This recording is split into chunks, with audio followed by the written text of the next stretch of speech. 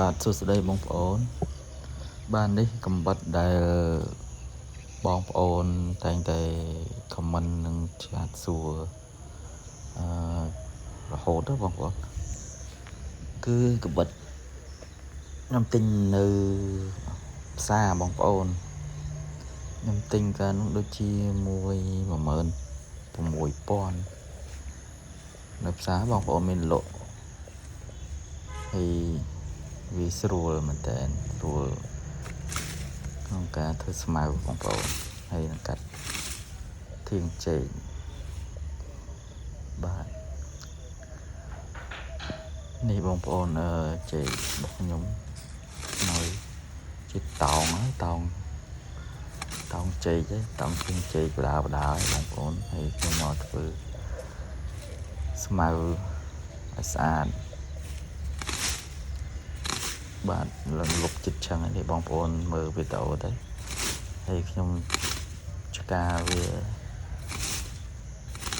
លឿនមែនតើហើយងាយស្រួលមែនតើបងប្អូនទាញមកខ្វៅមិនពិបាកដូចចបទេយើងប្រើចបកាន់ហើយជំរះហើយធ្ងន់ទៀតបងប្អូន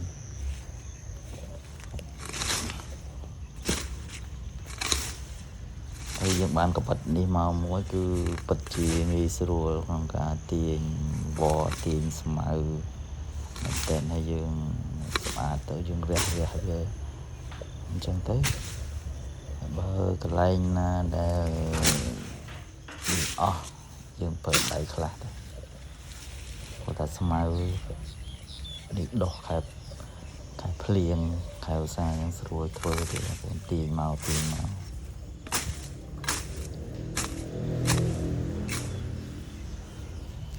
ហើយតេតងនឹងស្មៅនឹងបើយើងមិនធ្វើទេបងប្អូនវាតោងវល្លិនឹងតោងដើមចេកក្របដើមចេកហើយវាក្របដើមចេកយើងពិបាកវាធ្វើពិបាកក្នុងការលូតលាស់ដើមចេកយើងបងប្អូនហើយទី2យើងត្រូវកាត់ធាងនេះបងប្អូនយើងកាត់ធាងវាចោលខ្លះទៅព្រោះធាងវាសុកទ្រុបហើយយើងកាត់ឲ្យវាសល់4-5ធាងទៅបងប្អូន4-5ធាងទៅកុំឲ្យវាផុតពីស្មៅផងកុំឲ្យវាទឹមនឹងស្មៅនឹងដុះមកចិត្តចេករបស់យើងហើយទី3គឺយើងបានកាត់ធាងហើយគឺវាស្រឡះបាទឃើញកូនចេកយើងក៏ងាយស្រួលក្នុងការលូតលាស់ដែរកូនចេកដែលទើបនឹងចេញណាបាទនេះបងប្អូនឃើញវាស្រឡះទលាយតែអញ្ចឹងហើយវាធំលឿនបាទរយៈពេល2ខែទេបងប្អូនចេកខ្ញុំចេញកូនមកលឿនណាហើយមើលទៅធាងចេកទៅមើលដើមវាទៅមានដូចមើលទៅរឹងមាំហើយទី4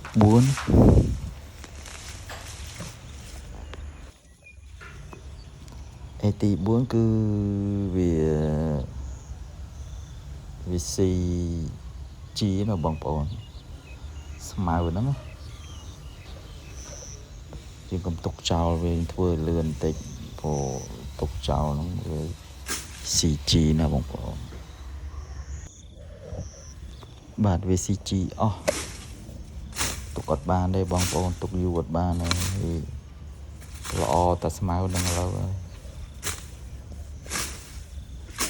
ហើយយើងដាក់ជីផងអីផងចំណាយថវិកាផងហើយបើយើងមិនមើលថែទេគឺចប់ហើយបងប្អូនល្អតែស្មៅទេហើយបើយើងដាក់ចិត្តដាក់កាយនឹងធ្វើចការធ្វើដំណាំហើយយើងត្រូវតែឧស្សាហ៍ព្យាយាមបាទឧស្សាហ៍ព្យាយាមមើលស្មៅមិនមែនតែបងប្អូនថែទាំស្មៅខ្លាំង ចំការយើងហត់នឹងការថែស្មៅនឹងតើបងប្អូនតែបើយើងមើលថែវាបានល្អគឺយើងនឹងបានលទ្ធផលមកគឺល្អដែរគឺយើងជោគជ័យវាធ្វើឲ្យយើងគ្មានការខាតបង់ណាបងប្អូនតែបើថាយើងមិនព្យាយាមនឹងឧស្សាហ៍ទេគ្រាន់តែដាំចោលតាមចិត្តចង់មួយផ្លែតហ្នឹងគឺយើងទៅអត់រួចទេបងប្អូនតើតើនឹងការដាំដំណាំ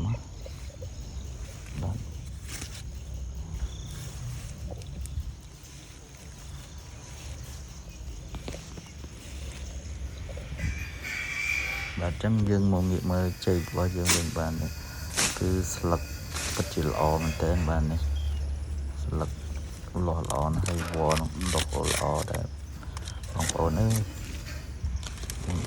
បើឆ្កាអញ្ចឹងកាត់ធៀងវាចោលអញ្ចឹងឲ្យតុបតែងវាអញ្ចឹងទៅបានវាមានកម្លាំងស្ទុះលឿនហើយវល្លិនេះក្របតោងហ្នឹងគឺវាប្រឹងឡើងអត់រួចទេបងប្អូនហើយនៅស៊ុបទ្រុបអញ្ចេះហ្នឹងគឺកូនជ័យកូនអន់ណាតើយើងកាត់វាជំរះស្មៅស្អាតអញ្ចឹងទៅបាទនេះខ្ញុំឆ្កាព្រៃឆ្កាស្មៅហ្នឹងកាត់ស្មៅតែឯងបងប្អូនមានអ្នកណាមកជួយទេគ្រួសារខ្ញុំគេអត់សូវចូលចិត្តផ្នែកកសិកម្មខាងដំណាំអីទេមានតែខ្ញុំមួយដែលចូលចិត្តចេះឆ្លៀតប្រពន្ធគ្រួសារចេះថាចុះតែលួចមកបងប្អូនហេតុតែស្រឡាញ់ណាបងប្អូនបាទឆ្លៀតអារម្មណ៍ផ្លូវចិត្តគឺស្រស់ស្រាយបាទបងប្អូនអញ្ចឹងអត់មានអីទេបងប្អូនសូមអរគុណបងប្អូនទស្សនាវីដេអូបន្តបាទអរគុណច្រើន